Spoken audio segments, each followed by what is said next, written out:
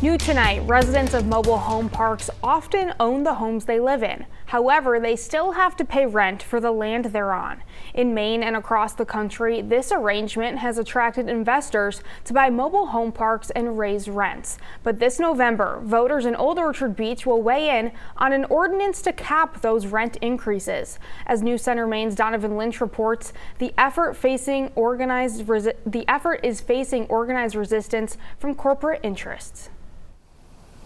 The quiet streets of Old Orchard Village Mobile Home Park, now the focus of a corporate campaign to influence the vote. We're a grassroots effort, and they had limitless funds and resources. Val Philbrick lives at the park. Fearing new ownership would raise costs, she started a petition to cap rent increases at 5% per year, except under special circumstances. The measure made it on the Old Orchard Beach ballot, and now in the crosshairs of park ownership. It's very discouraging. I'll be real honest with you. Follett USA owns the park and is launching an aggressive effort to defeat the question at the ballot box. Leaders of the California-based company held a meeting Tuesday to shore up the no votes.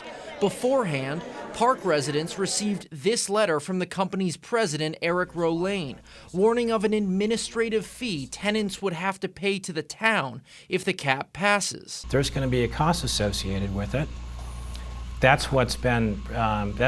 we don't know exactly what that is. But a town official says the figure Rolane is using for the fee is a ballpark estimate, and nothing has been set in stone by the town. Why is he so concerned about this administrative fee?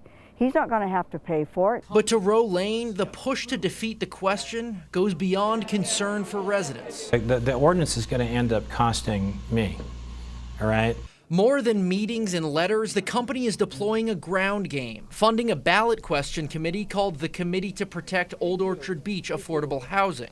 The group has signs across town, urging residents to vote no on the rent cap, calling it an affordable housing tax. A town official says the language is misleading and that the cap isn't a tax. Not only is it misrepresentation, it's dishonest. In his messaging, Rolane is also promising residents to keep costs down through long-term leases and lease renewals, calling on tenants to trust that Follett USA will not raise rents too high, as other companies have.